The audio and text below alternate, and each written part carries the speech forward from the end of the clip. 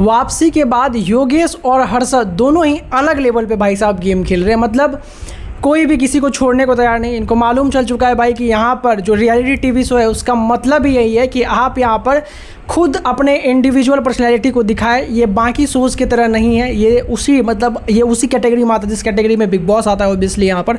हालांकि big boss का compare आप इससे नहीं कर सकते, इसका फॉर्मेट बहुत डिफरेंट है बिग बॉस से। बट हाँ, इसमें भी अपनी इंडिविजुअल पर्सनैलिटी और आपका ओपिनियन जो है वही आपको जिता सकता है। ये चीज़ यहाँ पर जो है दोनों में ही है। वहाँ पर ऑडियंस डिसाइड करते हैं, यहाँ पर जो है जेलस डिसाइड करते हैं। बट इन सब में यहाँ पर क्या हुआ है उसके बारे में बात करते हैं। दरअसल यहाँ पर जो है योगेश और हर्षद के बीच में ज़बरदस्त तरीके से फाइट हुई है, क्योंकि यहाँ पर हर्षद ने कुछ ऐसे टॉन्ट्स कर दिए आकांक्षा चौधरी को लेकर के जो कि योगेश को बिल्कुल पसंद नहीं आया। और उसके बाद यहाँ पर जो है दोनों के बीच में बहुत भयंकर वाला फाइट हुआ और सुन नहीं पाया यहाँ पर योगेश ने, तो यहाँ पर बैंड भी बजाया और बोलती लिटरली बंद करवा दिए। हर्षद भी यहाँ पर पीछे नहीं रहा है। सारी बात बताएंगे कैसे क्या फाइट हुआ है।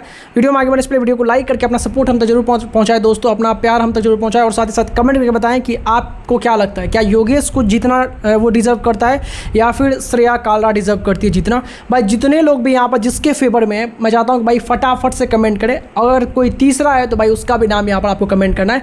जो भी यहाँ पर जीतेगा आपका ऑडियंस, क्योंकि भाई यहाँ पर ऑडियंस का पता तभी चल सकता है जब आप लोग कमेंट करेंगे, क्योंकि वहाँ तो जेलर फैसला ले रहे हैं। तो आप लोग कमेंट कीजिए, बताइए हमें कि आपके हिसाब से कौन जीतना डिज़र्व करता है। जो भी ज़्यादा रहेगा मैं उसका नाम पिन कर दूँगा।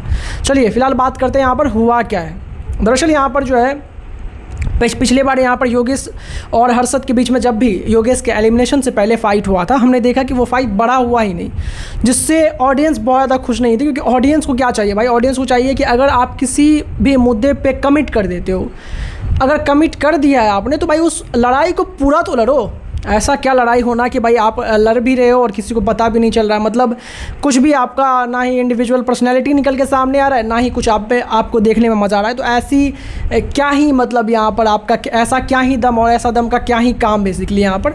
तो इस बात ये फीडबैक जो है बेसिकली मिल गया था यहाँ पर योगेश को, और इस फीडबैक पे बहुत ज़बरदस्त तरीके से योगेश ने यहाँ पर काम किया जब वो बाहर रहा। तो वही सेम फीडबैक जो है एक दिन के लिए ही सही, लेकिन हर्षद बाहर तो रहा, उसको भी बहुत सारे फीडबैक मिल गए। यहाँ पर आते ही यहाँ पर जो है आकांक्षा चौधरी को लेकर के यहाँ पर जब वो आया तो आकांक्षा चौधरी को लेकर के बोलता है कि भाई तू यहाँ पर योगेश से कुछ, तो वहाँ पर उनकी बहस हुई किसी चीज़ को लेकर के, जहाँ पे टॉन्ट कर दिया बेसिकली यहाँ पर हर्षद ने कि आकांक्षा चौधरी के बिना तुम्हारा गेम एकदम फुस लगता है, हवा लगता है, पता ही नहीं चलता।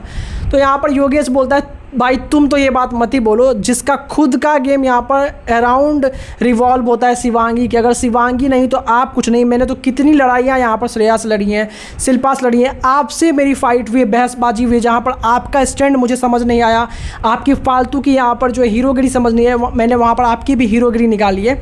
मैंने अपने दोस्त वरुण के लिए खड़ा रहा। आप अपना एंगल बताओ यहाँ पर कि शिवांगी के अलावा आपका एंगल क्या रहा है। हाँ, एक और एंगल है आपका ओवर एक्टिंग वाला। तो ये दोनों डिपार्टमेंट को छोड़ करके आप मुझे बता दो कि आपका और कौन सा डिपार्टमेंट रहा। अगर कोई भी डिपार्टमेंट इन दोनों के अलावा आप बता देते हो तो मैं अपना हार मान जाऊंगा। जहाँ पे ऑब्वियसली यहाँ पर हर्षद बोलता है कि तू मत मुझे सिखा, कल का आया हुआ बच्चा भी, तुझे बहुत सारी चीज़ें यहाँ पर सीखनी है और तुझे अभी देखना है यहाँ पर कि बात करने की तमीज़ क्या होती है, किससे कैसे बात करना होता है, एक रिस्पेक्ट मेंटेन करना होता है जो कि तुम्हें नहीं आता है। तो यहाँ पर योगेश बोलता है कि मुझे ऐसा रिस्पेक्ट करना नहीं है जहाँ पर मुझे यहाँ पर रिटर्न में रिस्पेक्ट ना मिले। अभी का टाइम ऐसा है कि if you give respect you will get respect. अगर आप रिस्पेक्ट नहीं दोगे तो आप ये अपेक्षा भी मत करो कि आपको रिस्पेक्ट मिलेगी। और ऊपर से जब सामने से कोई टॉन्ट देगा तो मैं सुन के नहीं लूँगी।